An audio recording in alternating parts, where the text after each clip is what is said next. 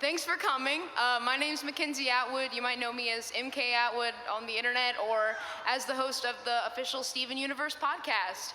And I am really excited because today we're going to have a ton of the cast come out and talk. So first up, let's bring out Dee Dee Magno Hall, the voice of Pearl.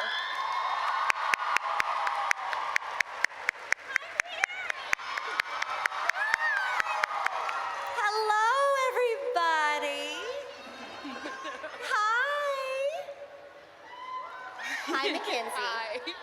All right, next up, let's get Michaela Dietz, the voice of Amethyst.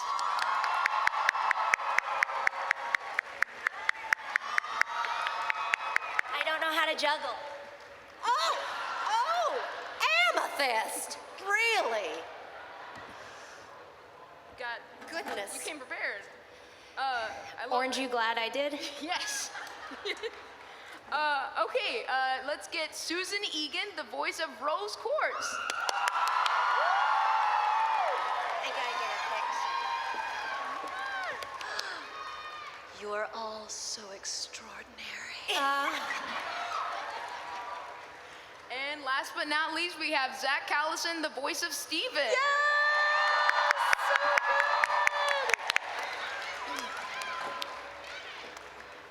Zach, I love your pattern play.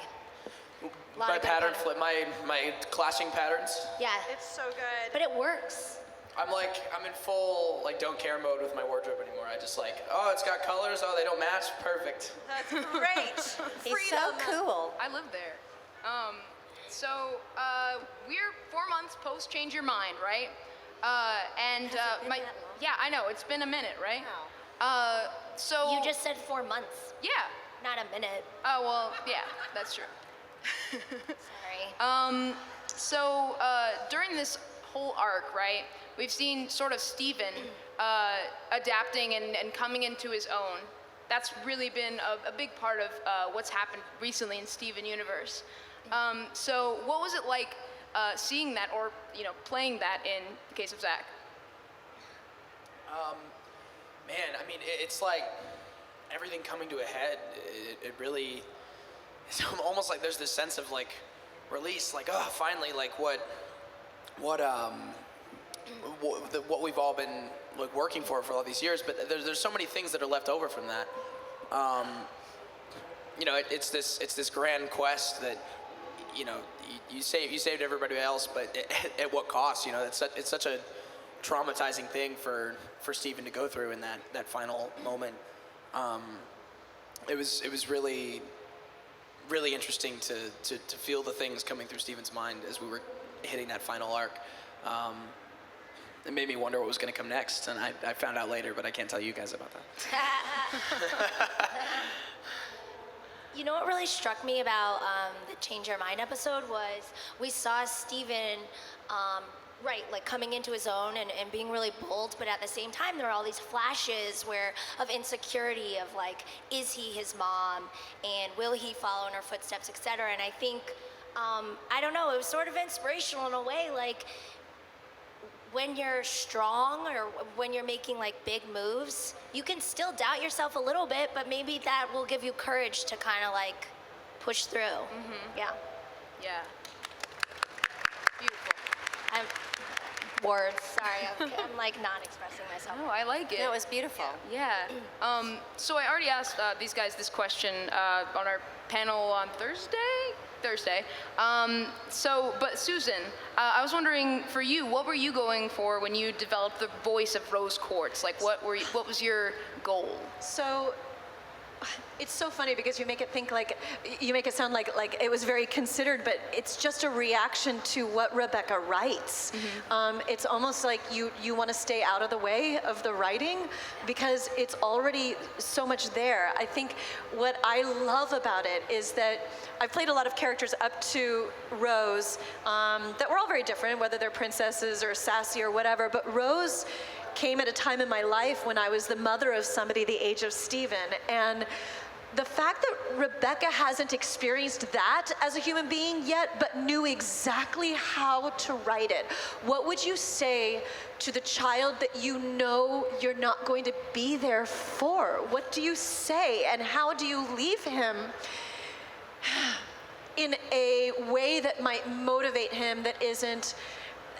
That's what I like about the way she writes, is that it's not sad or pathetic or morose. It's hopeful, and that's the message you want to relieve. And so the truth is, I get these scripts and I get these speeches, and then I have to cry in a room by myself, and then I have to recover, and then record it.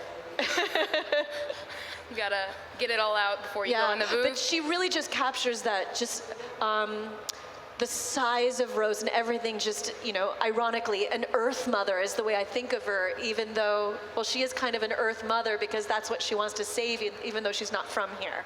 Right. But that's what I'm going for. Yeah. Earth Mom. Yeah.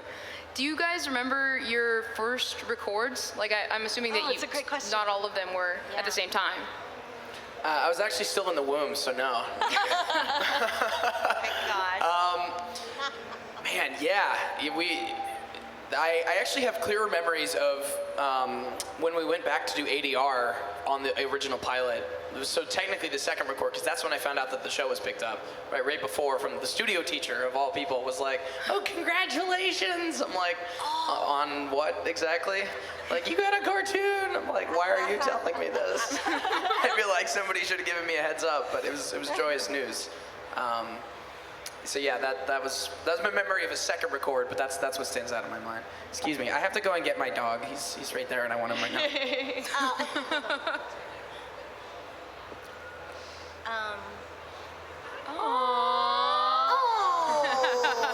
Have you met? Wait, where is he? He's coming back. He's coming back, Colby. everyone. The pup. Come back, Stephen. I remember that my version of Pearl at the very beginning was a little bit more reserved than she is now, and I think that it was just that's how I felt like I was directed. But I mean, since then, there's been some heightened expression, if you will. So I think that her growth from the beginning into the, I mean, it's a very, very wide arc, Right. I think. Yeah. I remember, well, the first record I ever did was just with Estelle. And I remember being like, oh, whoa, it's Estelle of Estelle fame. That's awesome. And then the second time we came in, I remember I was signing my name at Cartoon Network, and then Dee Dee came in too. And I remember, I mean, in my experience, when there's more than one Asian lady there, you're kind of like, oh, wait, I thought I got the role. I didn't realize I was still auditioning. And then we discovered we were playing different characters, and I was like, oh, far out, okay. And I mean, cut to now, look what Rebecca Sugar's done for representation. So, but from the very first time, I feel like we were in the booth together, and Zach, you were 14. I remember being like, do you have a girlfriend? And we were so lame, I'm so sorry. I was 14, but I looked like I was 10. It's true. Which He was a compounds little it. guy. I came in at the end of the first season, and I hadn't seen the show yet. I had been recommended to Rebecca from a different project that I was doing, and they said, there's this new series, would you come in as just one line? And I'm like, yeah, I've never worked at Cartoon Network. I'll totally come in for one line. Does anybody know what the character was? Tiny Whale. What? From Rose's room, right? I was Tiny Whale. And Rebecca, who doesn't reveal what's gonna happen, right, far in advance, said, there's gonna be more for you next season, I promise, but would you come in and just read this one line? I'm like, totally, I'll come be a tiny whale. What was the line? I don't even know, what's the line?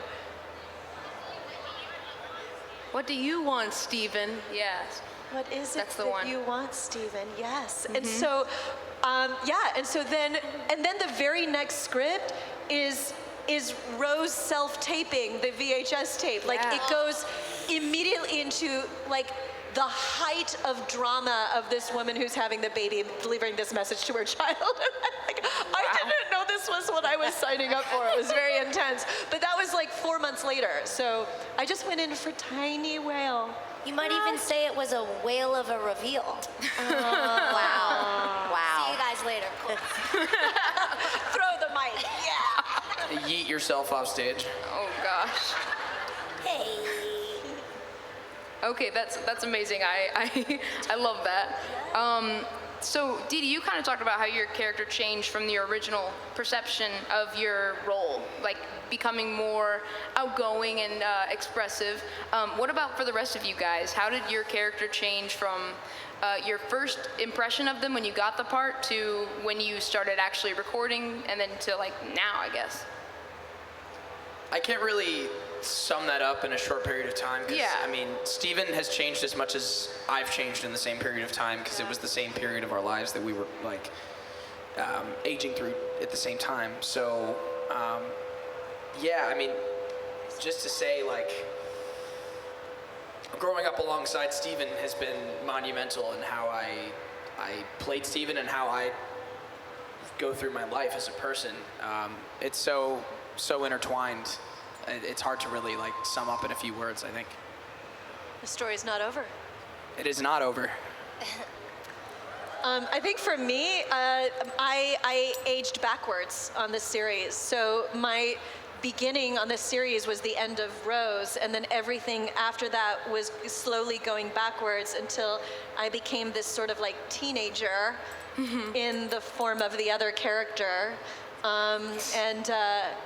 And so that was interesting. And Rebecca was really instrumental in, like, she has to have elements of Rose, but she's also kind of an impatient teenager, you know, who's rebelling against her, you know, authorities. And then the other thing is just the slow reveal in the show, but also to us as actresses, of the relationship between Rose and Pearl.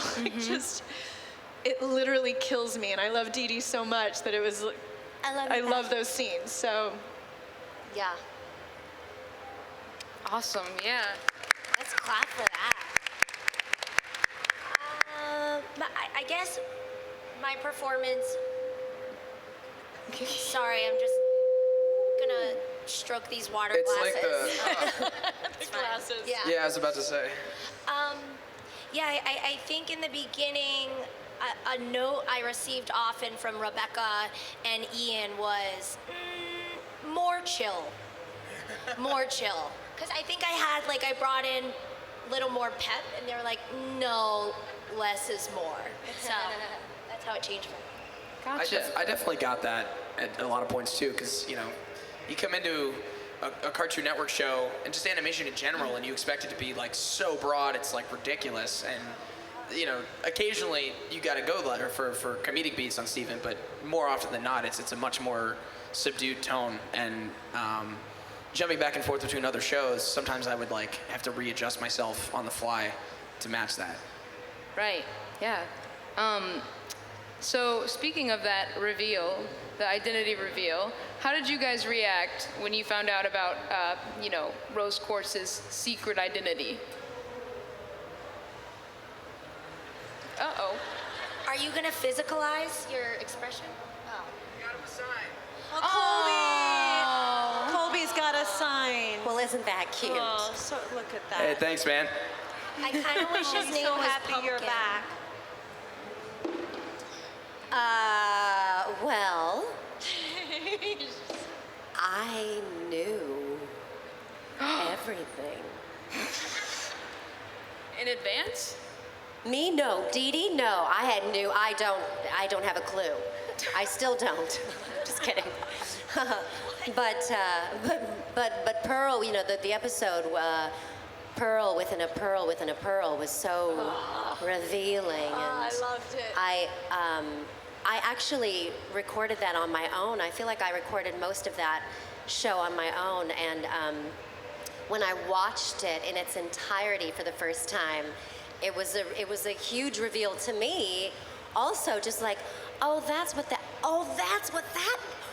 my gosh, just like my brain was exploding, but it was pretty. Reading that script in script form, it goes, and then she goes inside and then she goes inside, and so like just keeping track of how many times she's gone in, just reading it, I had to see it to really go exactly. Yeah. Like, was now like, I get that's, it. Okay, now it That's all so makes smart. sense. Yeah.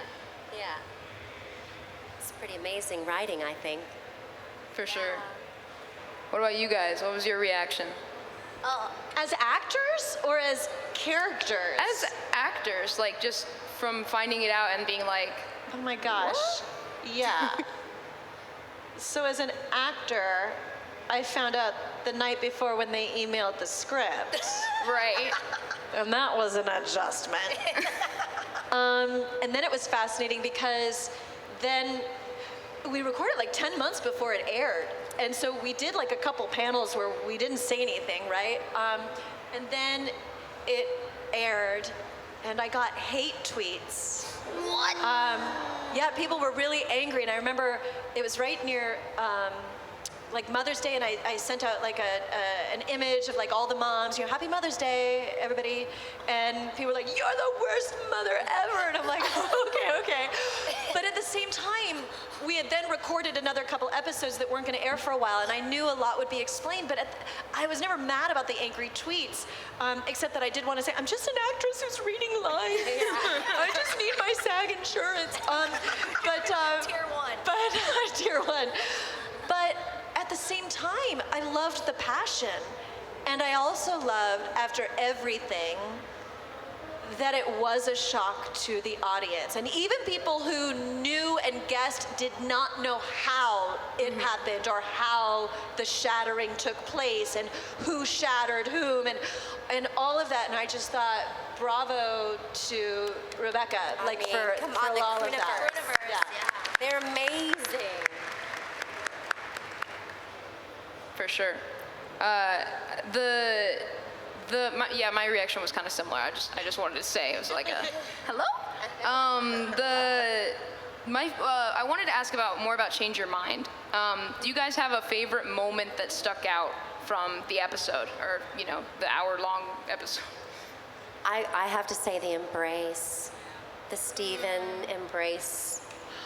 Yeah. It was just, Is our fan artist that turned it into a pin here? Oh, yes. Yeah, she's amazing. I love it. Yeah. Brought me the pin version of it. It's gosh. absolutely Yeah, it's incredible. Chills. Just beautiful. One of my favorite parts, I think, is when Yellow Diamond falls to her knees, and she's like, Blue, stop using your powers on me. And Blue's like, I'm not. Yeah. This is called emotion. Yeah. I like that part. I really like doing the "She's Gone" scream. Yes. Oh, the meme. Oh man, I don't even remember what the edit was of. It's over, isn't it? What's that? It's like it's. Oh yeah, it's Over, isn't it? it's over, isn't it? And then the part where you sing "And She's Gone," somebody edited it together. And she's gone. And we can do it as, how does it go? You should know better than I would. I know, right? It's like, You won and she. oh yeah, you won and she chose you and she loved you and She's gone. That sounded more like a rooster doing it, but I don't want to scare my dog. That's like those goat memes, where then a goat comes in at the end of Wicked. Yeah.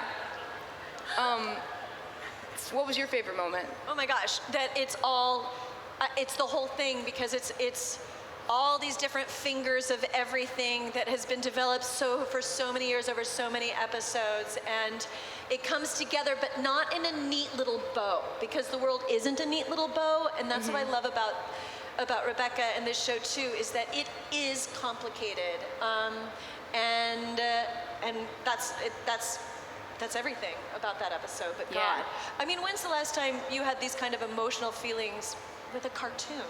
Yeah. Gosh. Bionicles. It moved you? R.I.P. The three of us are like, what? Yeah, I'm gonna be real. I didn't watch Bionicles either, so I'm with Mackenzie, I didn't either. Oh, okay. Well, occasionally, but like I didn't follow the storyline. All right. So we also got a lot of the diamonds in Change Your Mind, and I mean just in general in the last season. So I wanted to ask, who's your favorite? Diamond? Yeah. Oh, pink. All right. White, always white. Why? Why white diamond? Yeah, elaborate. I better like her, or else I'm gonna get like yeeted off the planet by her. Yeah, okay. It's a fear-based respect. Okay. I also her character designs from the moment Rebecca showed them to me, like way in advance. That's I was just transfixed by her. Yeah. And the whole concept of like taking over her pearl and like speaking to her, it's super freaky. I just really like that from the beginning. She's got great shoes, too. Great shoes. Pink Diamond has the shoe game down for sure. That's true. I like yellow. Ah. I like you. Ah, okay. Yes, my diamond. Sauna gang. What do you like about yellow? I mean, hashtag Patty LaPone. Yeah. You stole my answer. God.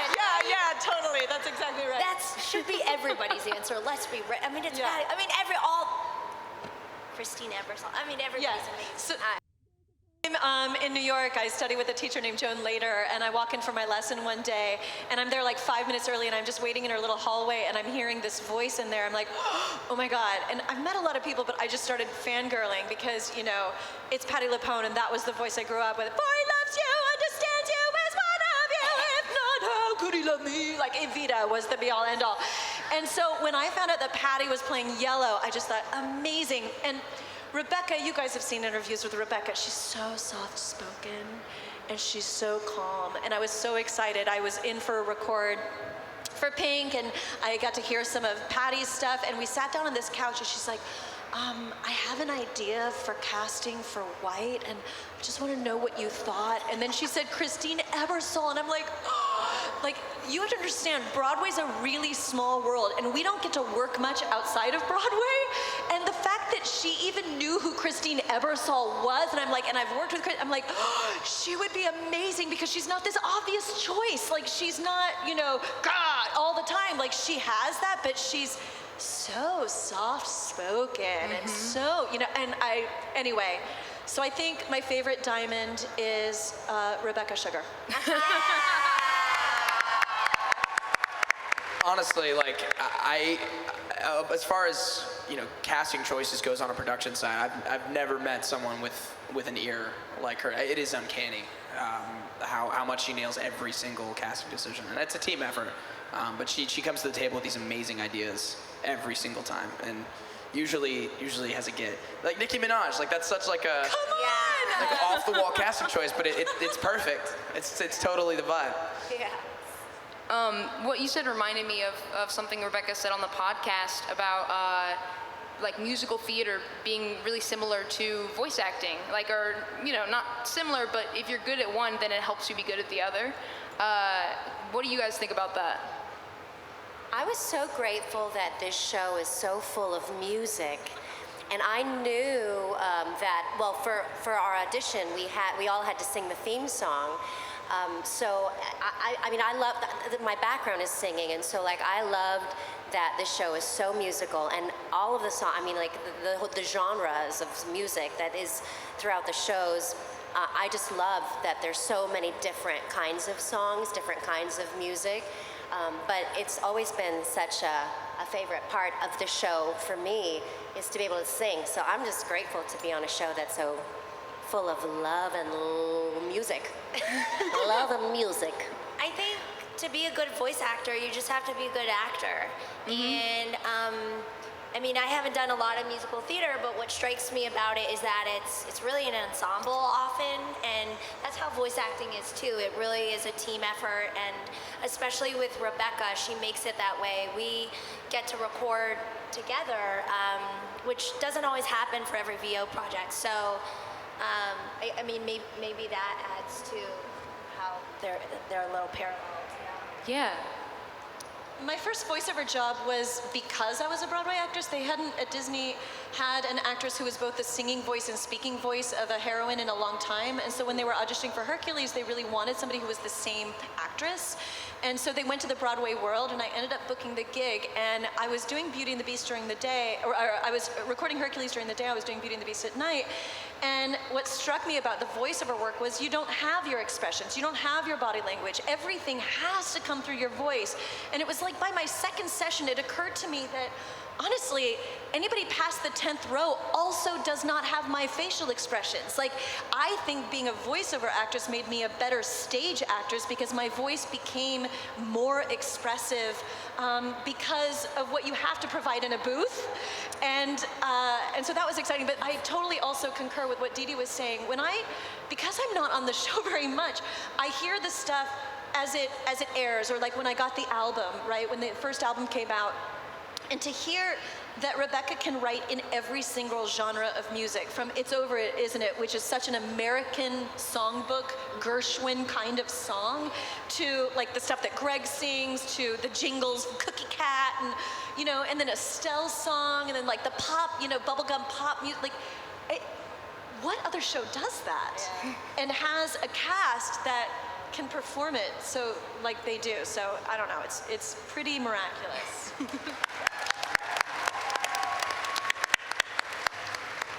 I got my start in stage acting as well as a very, very small youngster in St. Louis. And that's always what I recommend to people who want to be voice actors is, have you done theater yet? And even if you have, go do more. Community theater's where I started, and then, did as much theater as I could in Missouri, and then at a certain point decided I wanted to do film after getting a lucky scene in a movie that came through town. And I'm always grateful for that base. And I whenever I'm like losing touch with my love for the craft, theater is where I go back to. In 2015, excuse me, he's cold. In 2015, I did not a musical, just a play with a theater company that I work with in Los Angeles, like tiny, 99-seater, just like art house show that had never been done before. It was the first time the play had been performed, and it was a really dark, grueling show, and like really hard. My mother had to walk out of it at one point. It was absolutely brutal show, but that's the kind of stuff that I relish as an actor, that we all do as actors, really. And that reignited my love for it at a time where I felt like I was floundering. So that's always like home base for me if I need that. You were great in that. You were great. Matthew, Thank Molly, you. and I went to see it together, and we both kept being like in the dark. We were like, Yeah. I went to Very see it too with my husband, and it was tough to watch. But it just shows what a great actor you are too, and Thank you. diverse. It was a play that dealt with themes of severe abuse against children, and I was playing one of the children. So obviously, not exactly sunshine and rainbows, but that's the kind of material that I look for. At least I know a lot of other actors do, just because it takes you to those places, and that's what we like to do as performers. Right. We used to get really happy when there would be less people in the audience after intermission, because that meant, not because we knew we were putting on a good show, that meant that people were emotionally moved by it to the point where they had to step out of it. So we were accomplishing our jobs. Very twisted, but That's a unique benchmark. yeah, right. Normally that's like, oh man, like we really stunk it up in the first act, didn't we? But yeah, it was a unique thing. I stayed for the second act. Thank you. Okay, one other question for you guys. How have your interactions with Steven Universe fans at conventions or wherever, how have those differed from like the responses to other projects that you've been a part of? Oh gosh,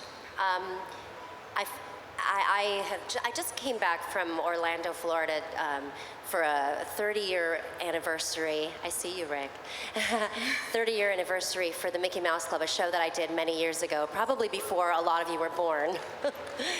But I got to connect with some fans from that, like way back in the day. And then I also am coming here and meeting a whole new generation of fans for a show that, the two have nothing to do with each other, but I feel like the general consensus is that there's just so much love out there. And as somebody, as an actor, as a performer, and somebody that's been in this business for a little minute, I'm so appreciative. I'm so grateful to meet you all face to face and to hear your stories and to see how this show has affected your life in such a beautiful and positive way. And it's wonderful. It's a wonderful one-on-one connection, and I'm just grateful. So we wouldn't be here without you guys. So we thank you.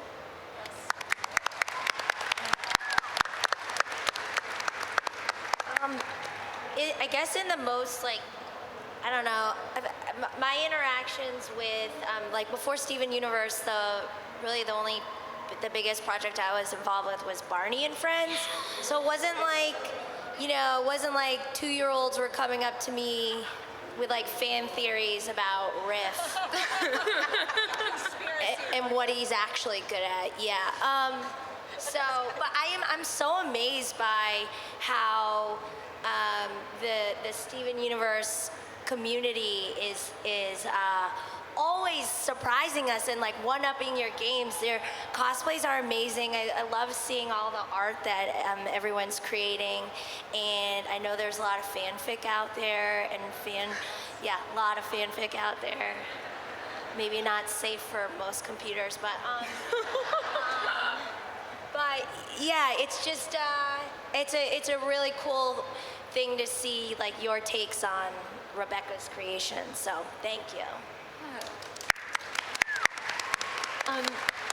I never would have been a part of a Comic-Con without Steven Universe. Zack pulled me into one a couple years ago, and that's where I first got to meet the fans, because I'm not on the show all that much. But what has struck me over the last 2 years of getting to meet people face to face is, first of all, this didn't exist when our careers started. Like, there was no meeting people. There was no social media yet. I mean, it barely existed when my career started, honestly. Right? In the past 10 years, it's become a whole different What thing. a glory, like, what a joy to get to meet people who are affected by this. But then the message that you guys are feeding back to us is so, makes this resonate for us. I'm speaking for all of us, but definitely for myself, on such a deeper level than just a job. I think that Rebecca is a step ahead of the curve of where our planet needs to go. And there's lots of anger out there in the world, and people are screaming their message. And she is delivering such an important message about who we are, self-identity, supporting one another. It's complicated, difficult messages that are so necessary, and she's delivering them in this framing it with such love, and showing us that you can have an impact, a really strong grassroots impact with love, and you don't have to scream and yell and shout at each other or shoot each other or any of this. And that's what I'm learning, because you guys are giving us the message that you're receiving, and you're all receiving different things, and that's Rebecca. And the fact that we get to be a small part of that it resonates so deeply, I think, with us, that it resonates with you. You inspire us, I think, far more than I could ever, in a performance, inspire anybody. So I'm just grateful to get to meet all of you.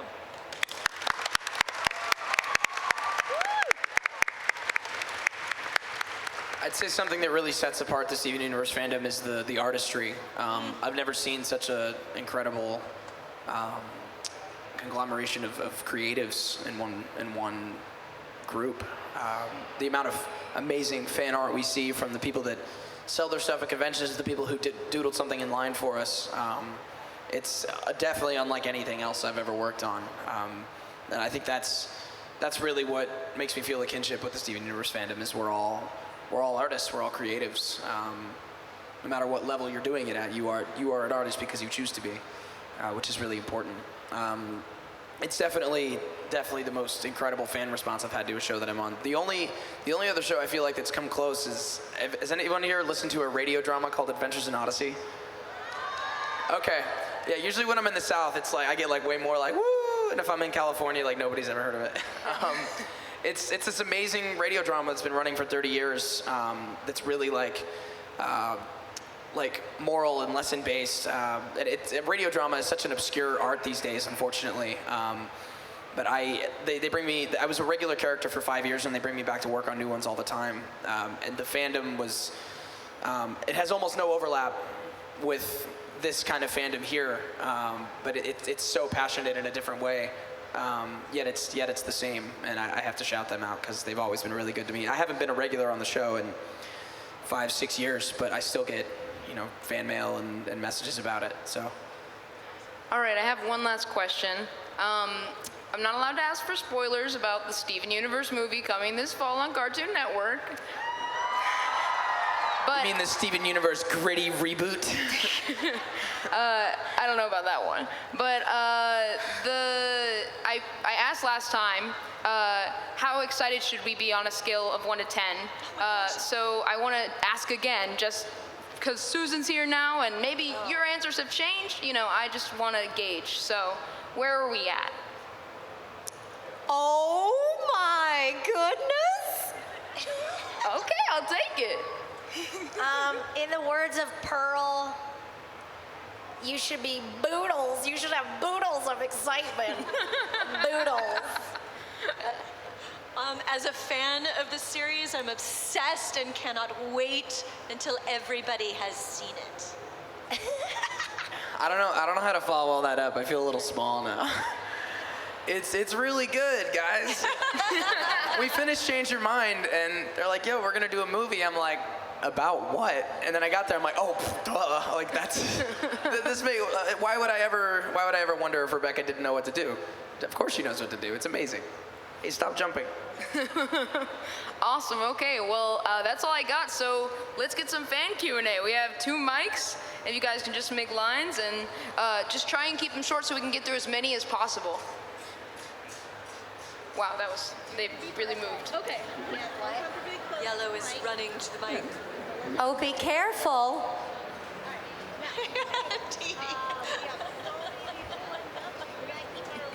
Don't fall down.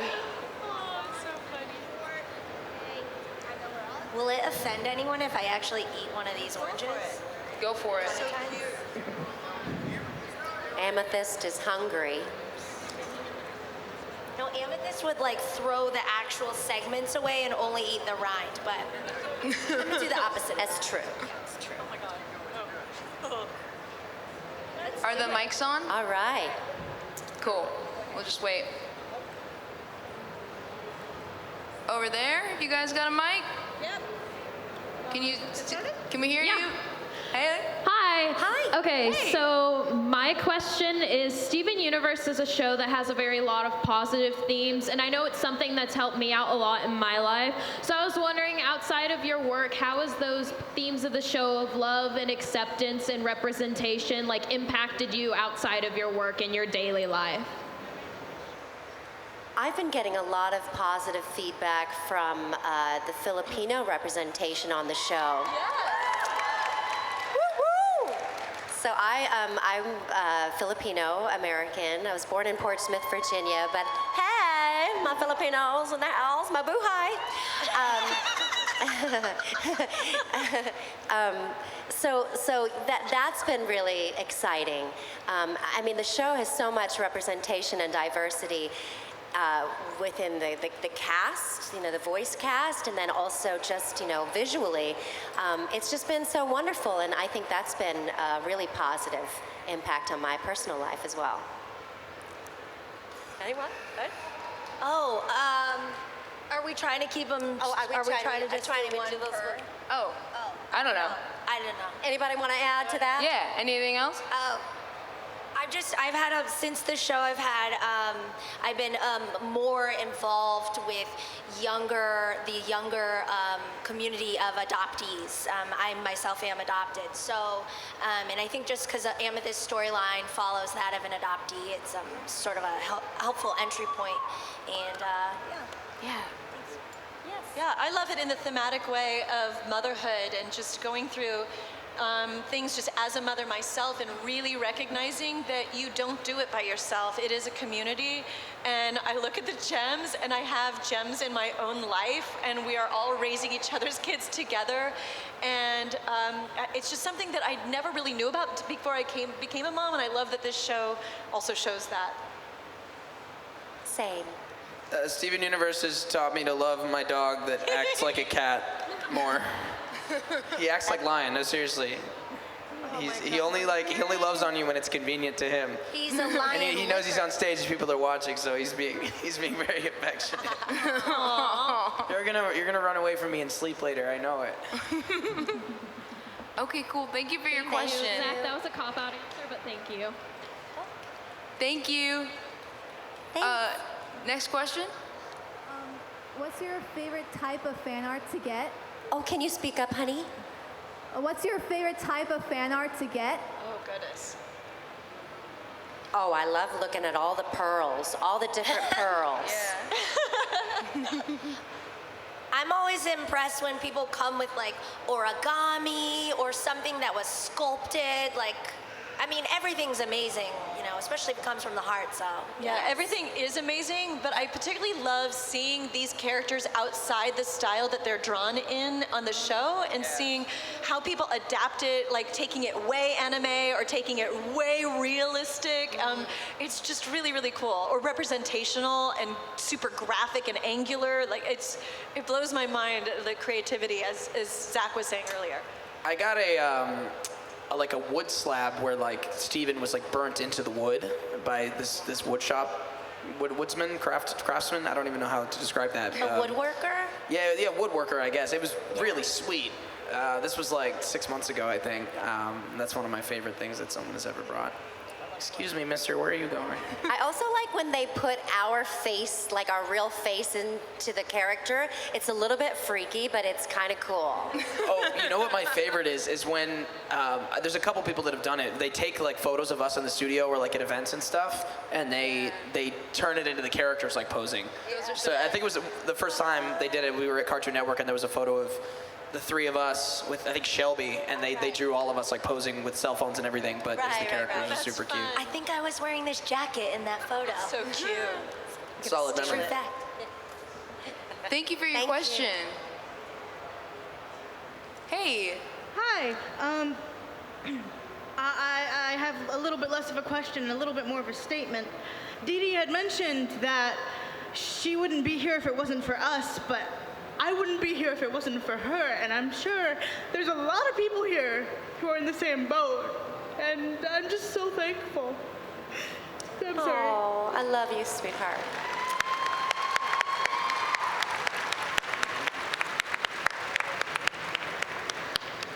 Everybody, this whole show has just been amazing, and I appreciate you all so much. Oh, we love you. We Thank you. appreciate Appreciate you.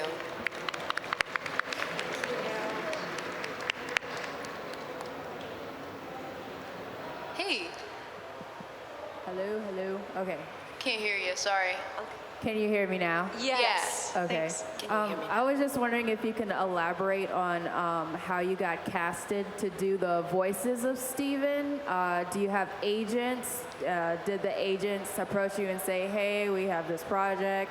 Or did Cartoon Network approach you with the offer to do the voices?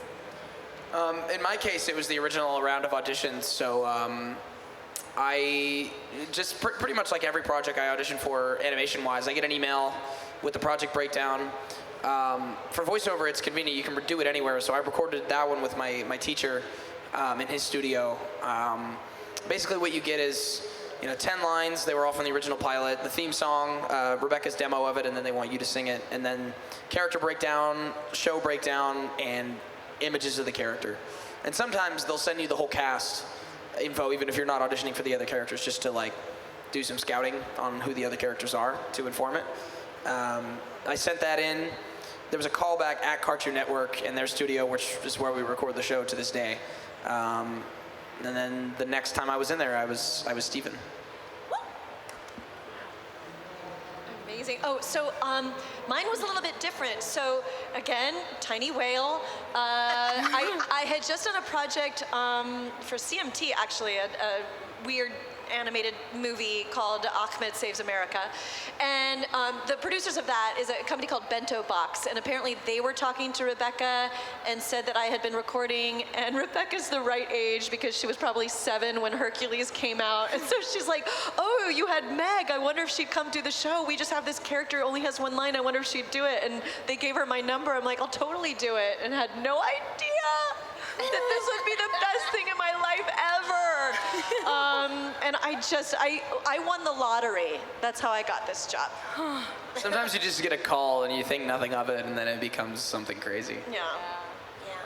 I auditioned, but through an audition that my agent provided me with. But I'm also doing a VO workshop with a casting director and voice coach, and we're going to go over a lot of this today and tomorrow. So I think you can still get on the wait list if that interests you.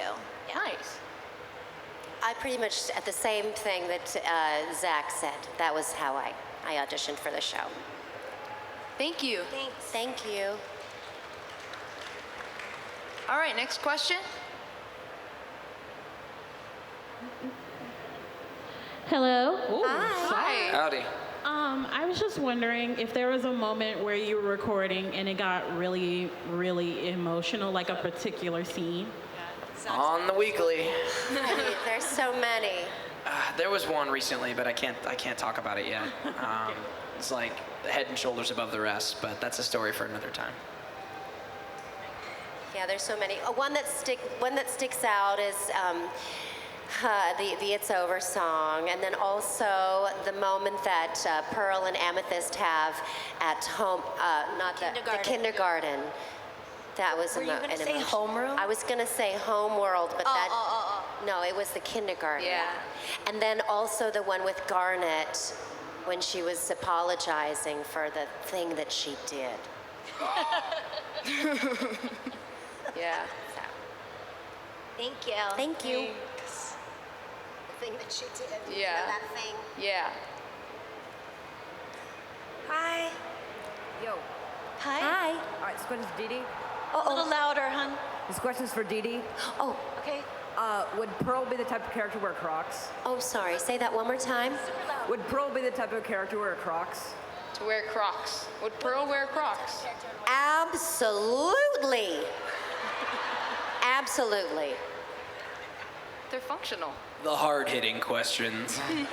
You know though, right? You guys, in Korea, there's signs all over, and it's like Crocs. It's basically like Crocs are so dangerous on all the like escalators in the subway because they'll get like stuck. Oh, gosh. And so like there are all these like no Crocs in the subway. It's so funny. Be careful when you wear the Crocs. Yeah. I remember when I got my Use the first pair of stairs. Crocs, and I just thought I was so cool. Like back when that was like the epitome of swag. Back when we said swag about everything. 09 was a weird time. I think they're still cool. Just wear them if you're, take the stairs. They're very practical. Great for back support. Are they though? How old are you? Do you need back support? I'm 38. Gosh, he looks The good. years haven't been kind to me. So silly. Hi. Yeah, next question over here. Hello.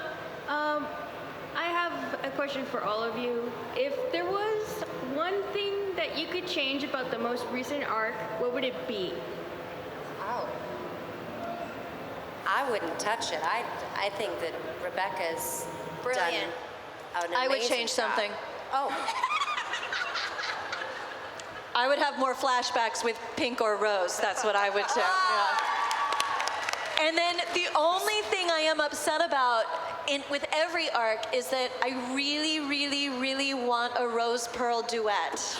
Yeah. Okay, I changed my answer. And I was hoping that it would happen like a couple years ago, actually. And so I just think if you start a petition, it's not too late.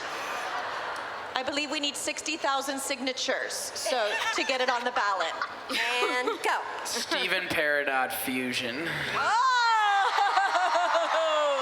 Wait, tell them Hear your that, theory. Turner? It's popular.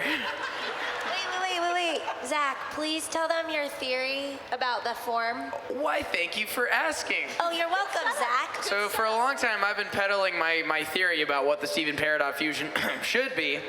And I think instead of being super tall with 4 arms, like twice as tall, it should be half as tall to represent the Shorty Squad more officially. It could be like the gray matter from Ben 10, but for the crystal gems. Like when we need somebody to go through the air ducts or, listen in on a conversation, discreet stuff. Good idea. If we can get the Stephen Paradox fusion to be quiet for a second, there's a lot of stealth opportunities. And a lot of comedic relief. Nice. That's a cosplay I want to see too. Yeah. Thank you. Amen. Tweet me your fantasy voice castings for that. I vote Christian Chenoweth. Toads! That would be amazing. She would be like, Steven, I don't know what I'm doing here. Why are we here and why am I in this outfit? Hey. Hello.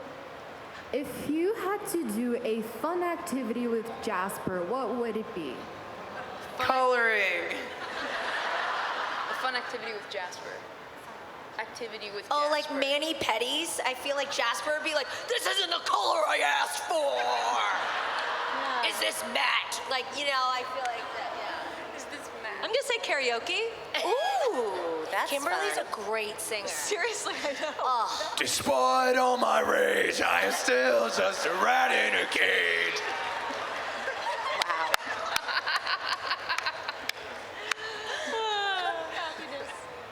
Maybe knitting, folding laundry. Pastime, right? Well, we'll put on Here Comes the Thought and do a guided meditation. That'll go great. That's a great question. Thank you. That's my favorite question we've gotten this weekend. Thank you. It's a totally good one. Hello. Hello. Hello. Back over here. Over here? Hello. Hello. Hi, yes. Yeah. In yellow. Hello? Hi. Yes, I was wondering what's your favorite snack or food-related item that was created in Steven Universe? Did you hear the first part? Could you say that again? Snack or food-related item that has been created in Steven Universe. Oh, your favorite snack in Steven Universe. Snack or food created. Yeah, just anything. Not lion liquors. I actually am so hungry for a cookie cat right now. Oh, yeah. I would say the pizza burrito that Amethyst, unhinges her mouth for and lodges down her throat, but maybe I think we need to give a little more love to the uneaten bagged lunches that Sadie's mom gives her. I'm gonna give a shout out to Do you know how sad it is as a mom that the bag is not eaten and you've worked so hard? I want a hamburger backpack full of hamburgers. But Susan, don't you want some chips? All right then. Thank you. Thanks. Hi. Hi. Hi. This question is for Zack. I wanted to know when Lean into the Super, mic. super loud. There's 'cause loud we're hearing music playing. music back Yeah. here. Sorry. when you first tried out for Steven. So sorry, can they turn her mic up a little bit? I caught that. Oh, you did get, okay. Yeah, when I first tried out for Steven. You were 14, Uh-huh. and now that you're older, does it strain your voice to still do him? It's definitely, I have to warm up and do my vocal calisthenics before I do a session. But once my voice had changed and I was in singing lessons 2 or 3 times a week, working on my range and getting back the top end. Once it was stabilized, I was good. And now it's just available on command. And we wanted Steven to age over time, but Rebecca did rather to have him age over the course of the show. A lot of cartoons don't do that, and thus I wasn't able to continue doing a couple roles I had. But Steven, here I am, because they wanted a more natural progression, so it worked out. We saw early signs of that from the birthdays episode where Zack basically had to voice every phase of Steven from an infant to an old man, and he just Professional beach hunk. yeah. he just nailed every single one. Yeah, it was really. You're so talented, Stephen. I'm so proud of you. And Pearl, Zack. you're embarrassing me. Thank you. But yeah, voice cracks do happen though. Just nobody's immune to that. Hello. Hey. Hey, I wanted to know during the recent identity reveal for Rose and Steven, how did Pearl feel? How did you guys feel reading that? During the recent identity reveal for Pink, how did you feel? How did Pearl feel? About Rose Pink or about She felt a lot. That much is for sure. Yeah. More about Steven's reveal. Steven's sorry, to which reveal? About Steven being pink, or About Steven being Pink / Rose, because they put a lot of romantic emphasis for Pearl. yeah, like big trauma. that did not sit well with him. Yeah. I really think I've always said his arc of the entire show was like coming to terms with the trauma from his mom not being around, and then feeling like he has to live up to this perfect person, then realizing that she's not a perfect person, and then realizing that she's actually like one of the enemies he's been trying to fight this entire time, and so is he. And he's 14, so that's kind of a lot, and I don't think he's completely like through that. That's a lot for a kid to deal with. It's not for anyone to deal with. Yes. Thank Ain't that you. the truth? True that. Thank you. All right, back over here. Hello. Zach, I am a big fan of your album, Picture Perfect Hollywood Thank Heartbreak. you. Go to his booth, buy his album, it's really nice. But you got to work with Grace Rolek on that too, the voice actress of Connie. I was wondering if everybody at the table had to make an album together, what kind of album would it be? If everybody could what? If we were all making an album together. An album together? Yeah. What kind of album? I believe it's on vinyl at the Cartoon Network store. But yeah, Grace Rolek, who plays Connie on Steven Universe, was on my album. She did amazing. Check it out. Continue. I don't know what the album would be, but I would love. You know how sometimes in rap albums they have those weird like skit like interstitials? I would just ask that I could just do those. That's literally what Grace is on the album. She's in like Yeah. one of the interludes. Like So cool. we're talking Yeah. back and forth Hamilton style. I just want to do like spoken word for you guys. You do like ad libs too. Skirt. I mean, It's lit. and another one. Yeah. DJ Khaled.